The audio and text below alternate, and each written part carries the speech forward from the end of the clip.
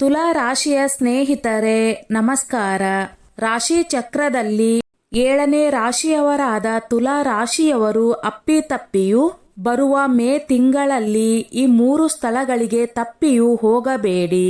ಏಕೆಂದರೆ ಈ ತಿಂಗಳಿನಲ್ಲಿ 18ನೇ ತಾರೀಕಿನ ನಂತರ ನೀವೇನಾದರೂ ಈ 3 ಜಾಗಗಳಿಗೆ ಹೋದರೆ ನಿಮಗೆ ದೊಡ್ಡ ಅಪಾಯ ಕಾದಿದೆ. ನೀವೇನಾದರೂ ಈ ತಿಂಗಳಿನಲ್ಲಿ ತಿಳಿದೋ ತಿಳಿಯದೆಯೋ ಈ 3 ಜಾಗಗಳಿಗೆ ನೀವು ಹೋದರೆ ತುಂಬಾ ನಷ್ಟಕ್ಕೆ ಒಳಗಾಗುತ್ತೀರಿ. 21, 22 ದಿನಗಳ ಮುಂಚಿತವಾಗಿಯೇ ಹೇಳುತ್ತಿದ್ದೇವೆ. ಆದ್ದರಿಂದ ತುಲಾ ರಾಶಿಯವರೇ ಜಾಗೃತ ವಹಿಸಿ. ಇಷ್ಟಕ್ಕೂ ತುಲಾ ರಾಶಿಯವರು ಯಾವ 3 ಸ್ಥಳಗಳಿಗೆ ಅಥವಾ ಪ್ರದೇಶಗಳಿಗೆ ಹೋಗಬಾರದು? ನೀವು ಹೋದರೆ ಏನಾಗುತ್ತದೆ? ಅಪ್ಪಿತಪ್ಪಿ ತಿಳಿಯದೆ ಹೋದರೆ ನಾವು ಯಾವ ಪರಿಹಾರಗಳನ್ನು ಮಾಡಿಕೊಳ್ಳಬೇಕು ಎಂದು ಇಲ್ಲಿ ನಾವು ಸಂಪೂರ್ಣವಾಗಿ ತಿಳಿದುಕೊಳ್ಳೋಣ. ರಾಶಿ ಚಕ್ರದಲ್ಲಿ 7ನೇ ಸ್ಥಾನದಲ್ಲಿ ಇರುವುದು ತುಲಾ ರಾಶಿ. ಚಿತ್ತ ನಕ್ಷತ್ರ 2, 3, 4, ಸ್ವಾತಿ ನಕ್ಷತ್ರ 1, 2, 3, 4 ಪಾದಗಳು, ವಿಶಾಖ ನಕ್ಷತ್ರ 1, 2 ಪಾದದಲ್ಲಿ ಜನಿಸಿದವರು ತುಲಾ ರಾಶಿಗೆ ಸೇರಿರುತ್ತಾರೆ. ಈ ರಾಶಿಯ ಅಧಿಪತಿ ಶುಕ್ರ ದೇವರು. ಮುಖ್ಯವಾಗಿ ತುಲಾ ರಾಶಿಯವರ ಮನಸ್ತತ್ವ, ವ್ಯಕ್ತಿತ್ವ ಹಾಗೂ ಆಲೋಚನೆಗಳು ಯಾವ ರೀತಿ ಇರುತ್ತವೆ ಎಂದರೆ ಇವರು ಯಾವಾಗಲೂ ಒಳ್ಳೆಯ ಮನಸ್ಸಿನಿಂದ ಆಲೋಚನೆ ಮಾಡುವವರು. ಇವರು ತುಂಬಾನೇ ಸೂಕ್ಷ್ಮ ಸ್ವಭಾವದವರು. ಅಂದರೆ ಯಾರಾದರೂ ಒಂದು ಶಬ್ದವನ್ನು ಅಥವಾ ಮಾತನ್ನು ಕಠಿಣವಾಗಿ ಹೇಳಿದರೂ ಕೂಡ ಅವರು ಮನಸ್ಸಿನಿಂದ ತುಂಬಾ ನೊಂದುಕೊಳ್ಳುತ್ತಾರೆ. ಅದೇ ರೀತಿ ತುಲಾ ರಾಶಿಯವರು ಎಂದಿಗೂ ಕೂಡ ಬೇರೆಯವರು ನೊಂದುಕೊಳ್ಳುವಂತಹ ಮಾತುಗಳನ್ನು ಆಡುವುದಿಲ್ಲ. ತುಂಬಾ ಸೌಮ್ಯವಾಗಿ, ಬುದ್ಧಿವಂತಿಕೆಯಿಂದ, ಹುಷಾರಾಗಿ ತುಂಬಾ ಸಿಹಿಯಾದ ಮಾತುಗಳನ್ನು ಆಡುತ್ತಾ ಇತರರನ್ನು ತಮ್ಮ ಕಡೆಗೆ ಸೆಳೆದುಕೊಳ್ಳುತ್ತಾರೆ. ಯಾವ ರೀತಿ ಇವರ ರಾಶಿಯ ಅಧಿಪತಿಯಾದ ಶುಕ್ರ ಅಧಿಕಾರ, ರಚನಾತ್ಮಕ ಪ್ರಯತ್ನ, ವೃತ್ತಿಪರ ಪ್ರಯತ್ನ ಹಾಗೂ ಕಠಿಣ ಜೀವನ ಪಾಠ ಕಲಿಸಲು ನಾಯಕತ್ವ ವಹಿಸಿದ್ದಾರೋ ಅದೇ ರೀತಿ ತುಲಾ ರಾಶಿಯವರು ಅವರ ಮಾತುಗಳಿಂದ ಇತರರನ್ನು ಮಂತ್ರಮುಗ್ಧರನ್ನಾಗಿ ಮಾಡುತ್ತಾರೆ. ಇವರ ರಾಶಿಯ ಅಧಿಪತಿ ಶುಕ್ರ ದೇವರಾಗಿರುವುದರಿಂದ ಅವರ ಛಲ, ಪ್ರಾಮಾಣಿಕತೆ ಮತ್ತು ಸ್ಥಿರ ಸ್ವಭಾವದ ಕಾರಣದಿಂದ ಇತರರನ್ನು ತಮ್ಮ ಕಡೆಗೆ ಸೆಳೆದುಕೊಳ್ಳುತ್ತಾರೆ. ಇವರು ತುಂಬಾ ಗೌರವದಿಂದ ನಡೆದುಕೊಳ್ಳುತ್ತಾರೆ. ಈ ಸ್ವಭಾವ ಬೇರೆಯವರು ಇವರಿಗೆ ಗೌರವ ಕೊಡುವಂತೆ ಇವರು ಕೊಟ್ಟ ಮಾತಿನ ಮೇಲೆ ನಿಂತುಕೊಳ್ಳುತ್ತಾರೆ ಹಾಗೂ ತಮ್ಮ ಜವಾಬ್ದಾರಿಗಳನ್ನು ಸರಿಯಾಗಿ ನಿರ್ವಹಿಸುತ್ತಾರೆ. ಶುಕ್ರ ಪ್ರಭಾವದಿಂದ ಇವರಿಗೆ ವೃತ್ತಿಯಲ್ಲಿ ಅಭಿವೃದ್ಧಿ, ಆರ್ಥಿಕ ಸಂಪತ್ತು, ರಚನೆ, ವ್ಯವಸ್ಥೆಗಳು, ಸಂಪ್ರದಾಯ, ದೀರ್ಘಕಾಲದ ಗುರಿ, ಸಾಮಾಜಿಕ ಜವಾಬ್ದಾರಿ ಮತ್ತು ಒಳ್ಳೆಯ ವಿಷಯಗಳ ಮೇಲೆ ಪ್ರತ್ಯೇಕವಾದ ಆಸಕ್ತಿ ಇರುತ್ತದೆ. ತುಲಾ ರಾಶಿಯವರು ಯಾವಾಗಲೂ ಎಲ್ಲರೂ ಚೆನ್ನಾಗಿರಬೇಕು, ಅವರಲ್ಲಿ ನಾನು ಹಾಗೂ ನನ್ನ ಕುಟುಂಬ ಒಂದಾಗಿರಬೇಕು ಎಂದು ಆಸೆ ಪಡುತ್ತಾರೆ. ಅವರು ಪ್ರೀತಿಸುವ ವ್ಯಕ್ತಿಯನ್ನು ಸುಖವಾಗಿ ಇಡಲು ಎಲ್ಲ ಪ್ರಯತ್ನಗಳನ್ನು ಮಾಡುತ್ತಾರೆ. ಸಂಬಂಧಗಳು ಹಾಳಾಗದಂತೆ ಇವರು ತುಂಬಾ ಜಾಗೃತವಾಗಿ ನಡೆದುಕೊಳ್ಳುತ್ತಾರೆ. ಇಷ್ಟೊಂದು ಒಳ್ಳೆಯ ಮನಸ್ಸಿನವರು ತುಲಾ ರಾಶಿಯವರು. ತಾವು ಮಾಡುವ ಎಲ್ಲ ಕೆಲಸದಲ್ಲಿಯೂ ದೇವರ ಆಶೀರ್ವಾದ ಪಡೆದುಕೊಂಡಿರುತ್ತಾರೆ. ತುಲಾ ರಾಶಿಯವರು ಒಂದು ನಿರ್ಧಾರ ತೆಗೆದುಕೊಂಡರೆ ಅಥವಾ ಯಾರಿಗಾದರೂ ಒಂದು ಮಾತು ಕೊಟ್ಟರೆ ಅದನ್ನು ಯಾವಾಗಲೂ ಬದಲಾಯಿಸುವುದಾಗಲಿ ಮರೆಯುವುದಾಗಲಿ ಮಾಡುವುದಿಲ್ಲ. ಇವರು ಕೆಲಸ, ವ್ಯಾಪಾರ ಏನೇ ಮಾಡಿದರೂ ನ್ಯಾಯವಾಗಿ ದುಡಿದು ಆರ್ಥಿಕವಾಗಿ ಅವರನ್ನು ಅವರು ಭದ್ರಪಡಿಸಿಕೊಳ್ಳುತ್ತಾರೆ. ಇವರಿಗೆ ಸಹನೆ, ತಾಳ್ಮೆ ಜಾಸ್ತಿ. ಯಾವುದೇ ಕೆಲಸ, ಯಾವುದೇ ಜವಾಬ್ದಾರಿ ತೆಗೆದುಕೊಳ್ಳಬೇಕಾದರೂ ತಾಳ್ಮೆಯಿಂದ ಯೋಚಿಸಿ ಮಾಡುತ್ತಾರೆ. ಇವರ ಕುಟುಂಬದ ವಿಷಯಕ್ಕೆ ಬಂದರೆ ಇವರು ತಮ್ಮ ಕುಟುಂಬವನ್ನು ತುಂಬಾ ಜಾಗೃತೆಯಿಂದ, ಕಾಳಜಿಯಿಂದ ನೋಡಿಕೊಳ್ಳುತ್ತಾರೆ. ಇವರು ಬಡತನದಲ್ಲಿ ಇದ್ದರೂ ಕೂಡ ಮಕ್ಕಳಿಗೆ ಒಳ್ಳೆಯ ವಿದ್ಯಾಭ್ಯಾಸವನ್ನು ಕೊಡಿಸುತ್ತಾರೆ. ತುಲಾ ರಾಶಿಯವರಿಗೆ ಗುರುಬಲ ಸಾಕಷ್ಟಿದೆ, ಶನಿ ಬಲವೂ ಕೂಡ ಇದೆ. ಆಯಾ ತಿಂಗಳಿಗೆ ತಕ್ಕಂತೆ ಗ್ರಹದ ಬಲಗಳು ಹೆಚ್ಚಾಗುತ್ತಾ ಹೋಗುತ್ತವೆ. ರಾಹುವಿನಿಂದ ಶುಭವನ್ನು ಅನುಭವಿಸುತ್ತೀರಿ, ಆದರೆ ಕೇತುವಿನಿಂದ ಅಶುಭವನ್ನು ಅನುಭವಿಸುತ್ತೀರಿ. ಇದರಿಂದ ನಿಮ್ಮ ಮನೆಯಲ್ಲಿ ಕಿರಿಕಿರಿಗಳು, ತಾಯಿಯೊಂದಿಗೆ ಜಗಳ, ತಾಯಿಯ ಸಮಾನರಾದಂತಹ ವ್ಯಕ್ತಿಗಳೊಂದಿಗೆ ವೈಮನಸ್ಸುಗಳು ಉಂಟಾಗುತ್ತವೆ, ಎಚ್ಚರವಾಗಿರಿ. ಮೇ ನಂತರ ಶುಕ್ರನ ಸ್ಥಾನ ತುಂಬಾ ಒಳ್ಳೆಯ ಫಲಗಳನ್ನು ನಿಮಗೆ ಕೊಡಲಿದೆ. ಇದರಿಂದ ನೀವು ಸಾಕಷ್ಟು ಸುಖ ಸಂತೋಷಗಳನ್ನು ಅನುಭವಿಸುತ್ತೀರಿ. ಜ್ಯೋತಿಷ್ಯ ಶಾಸ್ತ್ರದ ಪ್ರಕಾರ ತುಲಾ ರಾಶಿಯ ಜನರು ಅತ್ಯುತ್ತಮ ಉದ್ಯೋಗಿಗಳು. ಇವರು ಮಾಡುವ ಯಾವುದೇ ಕೆಲಸದಲ್ಲಿ ಸಮತೋಲನ ಕಾಯ್ದುಕೊಳ್ಳುತ್ತಾರೆ. ತುಲಾ ರಾಶಿಯವರು ಒತ್ತಡ ಮುಕ್ತ ಉದ್ಯೋಗವನ್ನು ಬಯಸುತ್ತಾರೆ. ತುಲಾ ರಾಶಿಯವರು ಸಮಾಜದಲ್ಲಿ ವಿಭಿನ್ನ ಗುರುತು ಸ್ಥಾಪಿಸಲು ಯಶಸ್ವಿಯಾಗುತ್ತಾರೆ. ಜನರು ಅವರ ಮಾತನ್ನು ಕೇಳುವುದಲ್ಲದೆ ಅದನ್ನು ಕಾರ್ಯರೂಪಕ್ಕೆ ತರುತ್ತಾರೆ. ತುಂಬಾ ದಿನಗಳಿಂದ ಕಾಯುತ್ತಿದ್ದ ಯಾವಾಗಲೂ ವಿಜಯದ ಹಾದಿಯಲ್ಲಿ ನಡೆಯಲು ಇಷ್ಟಪಡುತ್ತಾರೆ. ಈ ರಾಶಿ ಚಕ್ರ ಚಿಹ್ನೆಗಳಿಗೆ ವಿದೇಶ ಪ್ರಯಾಣ ಲಾಭದಾಯಕ. ಇದರ ಜೊತೆಗೆ ತುಲಾ ರಾಶಿಯವರು ವೈದ್ಯಕೀಯ ಮತ್ತು ತಾಂತ್ರಿಕ ಶಿಕ್ಷಣದಲ್ಲಿ ಶ್ರೇಷ್ಠರಾಗುತ್ತಾರೆ. ಅದೇ ರೀತಿ ಇವರು ಸಂಗೀತ ಮತ್ತು ಸಾಹಿತ್ಯದ ಬಗ್ಗೆ ಅಪಾರ ಉತ್ಸಾಹ ಹೊಂದಿರುತ್ತಾರೆ.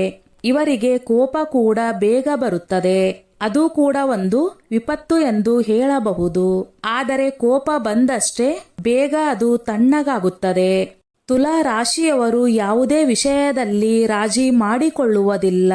ಈ ತುಲಾ ರಾಶಿಯವರು ಎಲ್ಲರನ್ನೂ ಒಂದೇ ಮಟ್ಟದಲ್ಲಿ ನೋಡುತ್ತಾರೆ. ಅದೇ ರೀತಿ ಮಕ್ಕಳನ್ನು ಶಿಸ್ತಾಗಿ ಬೆಳೆಸುವುದರ ಮೂಲಕ ಸಮಾಜಕ್ಕೆ ಒಳ್ಳೆಯ ಪ್ರಜೆಯನ್ನಾಗಿ ಮಾಡುತ್ತಾರೆ. ತಂದೆ ತಾಯಿ, ಅಜ್ಜಿ ತಾತ ಮತ್ತು ಯಾವುದೇ ಹಿರಿಯರನಾಗಲಿ ಈ ತುಲಾ ರಾಶಿಯವರು ತುಂಬಾ ಗೌರವದಿಂದ ನೋಡಿಕೊಳ್ಳುತ್ತಾರೆ. ಇನ್ನು ತಮ್ಮ ಸಂಗಾತಿಯ ವಿಷಯಕ್ಕೆ ಬಂದರೆ ಇವರು ತಮ್ಮ ಸಂಗಾತಿಗೆ ಹೇಳಲಾರದಷ್ಟು ಪ್ರೀತಿಯನ್ನು ಕೊಡುತ್ತಾರೆ. ಇದನ್ನೆಲ್ಲ ನೋಡುವಂತಹ ಇತರೆ ಜನರು ಇವರ ಮೇಲೆ ಅಸೂಯೆ ಪಟ್ಟು ಇವರಿಗೆ ಕೆಟ್ಟದಾಗಬೇಕು ಎಂದು ಬಯಸಿ ಅನೇಕ ಕುತಂತ್ರಗಳು, ಕೆಟ್ಟ ದೃಷ್ಟಿ, ಮಾಟ, ಮಂತ್ರ, ತಂತ್ರ ಮುಂತಾದವುಗಳನ್ನು ಮಾಡಿಸುತ್ತಾರೆ. ಈ ಎಲ್ಲಾ ರಾಶಿಗಳಿಗಿಂತಲೂ ತುಲಾ ರಾಶಿಯವರಿಗೆ ದೃಷ್ಟಿ ಹೆಚ್ಚಾಗಿ ತಾಗುತ್ತದೆ.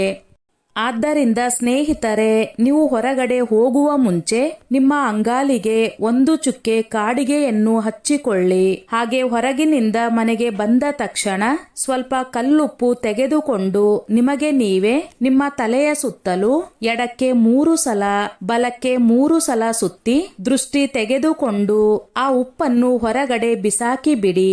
ಉಪ್ಪನ್ನು ಬಿಸಾಕಿದ ನಂತರ ಕೈ ಕಾಲು ಮುಖ ತೊಳೆದುಕೊಂಡು ಮನೆಯೊಳಗೆ ಬಂದರೆ ತುಂಬಾ ಉತ್ತಮ. ಅವಕಾಶ ಇದ್ದರೆ ಈ ಕೆಲಸವನ್ನು ಮಾಡಿ. ಕೈ ಕಾಲು ಮುಖ ತೊಳೆದುಕೊಂಡು ನಿಮ್ಮ ಮುಂದಿನ ಕೆಲಸವನ್ನು ಶುರು ಮಾಡಿ. ಇನ್ನು ಮುಖ್ಯವಾದ ವಿಷಯಕ್ಕೆ ಬಂದರೆ ಮೇ 18ರ ನಂತರ, ಅಂದರೆ 18ನೇ ತಾರೀಕಿನ ನಂತರ ಆ ತಿಂಗಳು ಮುಗಿಯುವವರೆಗೂ, ಅಂದರೆ 18 ದಿನಗಳವರೆಗೂ ಈ 3 ಜಾಗಗಳಿಗೆ ಅಥವಾ ಪ್ರದೇಶಗಳಿಗೆ ಹೋಗಬೇಡಿ. ಹೋದರೆ ಅನೇಕ ಕಷ್ಟಗಳು, ನಷ್ಟಗಳು ಸಂಭವಿಸುತ್ತವೆ. ಒಮ್ಮೊಮ್ಮೆ ಪ್ರಾಣಕ್ಕೂ ಕೂಡ ಅಪಾಯ ಬರಬಹುದು. ಹಾಗಾಗಿ ಮೇ 18ನೇ ತಾರೀಕು ಬರುವುದಕ್ಕಿಂತ ಮುಂಚೆ ಹೇಳುತ್ತಿದ್ದೇವೆ. ತುಲಾ ರಾಶಿಯವರೇ, ದಯವಿಟ್ಟು ಹುಷಾರಾಗಿರಿ. ನಾವು ಇಂದು ಹೇಳುತ್ತಿರುವ ಈ 3 ಪ್ರದೇಶಗಳಲ್ಲಿ ಅತಿಯಾಗಿ ನೆಗೆಟಿವ್ ಎನರ್ಜಿ ಇರುತ್ತದೆ. ಅದು ಕೇವಲ ತುಲಾ ರಾಶಿಯವರನ್ನು ಮಾತ್ರ ಟಾರ್ಗೆಟ್ ಮಾಡುತ್ತದೆ. ಈ ವರ್ಷ ತುಲಾ ರಾಶಿಯ ಜನರ ಆರ್ಥಿಕ ಸ್ಥಿತಿಯಲ್ಲಿ ಉತ್ತಮ ಬದಲಾವಣೆಗಳು ಕಂಡುಬರುತ್ತವೆ. ಶನಿಯು ಸ್ಥಾನವನ್ನು ಬದಲಾಯಿಸುವುದರಿಂದ ನೀವು ಹಣ ಸಂಗ್ರಹಣೆಯಲ್ಲಿ ಎದುರಿಸುತ್ತಿದ್ದ ಸಮಸ್ಯೆಗಳನ್ನು ದೂರ ಮಾಡಬಹುದು. ಈ ರಾಶಿ ಚಕ್ರದ ಕೆಲವು ಜನರು ಹಿಂದೆ ಮಾಡಿದ ಹೂಡಿಕೆಯಿಂದ ಈ ವರ್ಷ ಉತ್ತಮ ಲಾಭವನ್ನು ಪಡೆಯಬಹುದು.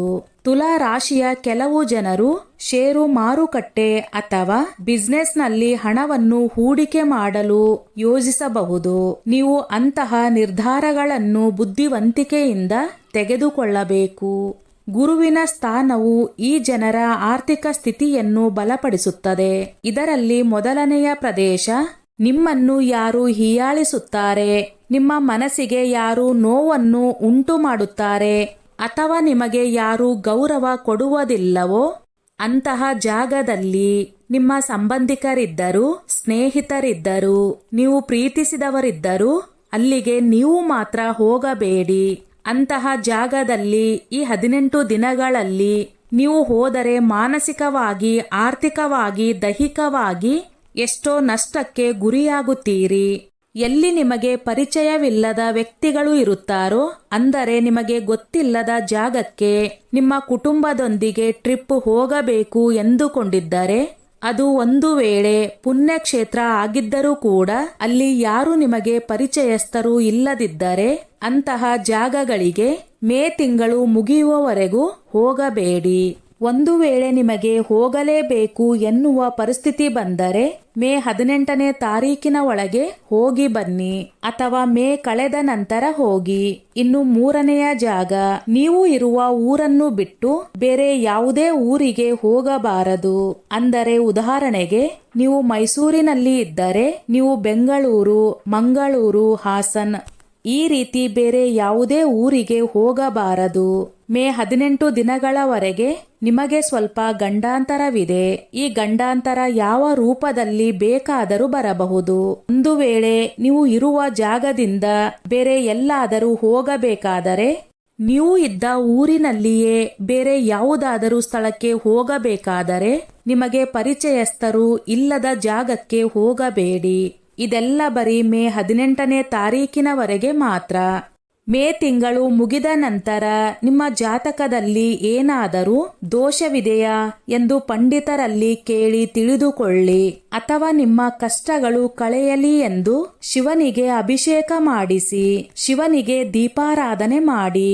ನಂತರ ಕಾಳಿಕಾ ಮಾತೆಗೆ ಅಂದರೆ ದುರ್ಗಾ ದೇವಿಗೆ ನಿಂಬೆ ಹಣ್ಣಿನ ಮಾಲೆಯನ್ನು ಮಾಡಿ ಹಾಕಿ. ಪ್ರತಿ ತಿಂಗಳ 3ನೇ ಗುರುವಾರದಂದು ನಿಮ್ಮ ಸಾಮರ್ಥ್ಯಕ್ಕೆ ಅನುಗುಣವಾಗಿ ದೇವಾಲಯದಲ್ಲಿ ತುಪ್ಪ ಮತ್ತು ಆಲೂಗಡ್ಡೆಯನ್ನು ದಾನ ಮಾಡಿ. ಅದರ ನಂತರ ನೀವು ಎಂದಿನಂತೆ ಎಲ್ಲಿ ಬೇಕಾದರೂ ಆತಂಕವಿಲ್ಲದೆ ಭಯವಿಲ್ಲದೆ ಪ್ರಯಾಣ ಮಾಡಬಹುದು. ತುಲಾ ರಾಶಿಯ ಸ್ನೇಹಿತರೆ, ನೀವೇನು ಹೆದರುವ ಅವಶ್ಯಕತೆ ಇಲ್ಲ. ಆ ದುರ್ಗಾ ಮಾತೆ ನಿಮ್ಮನ್ನು ಕಾಪಾಡುತ್ತಾಳೆ.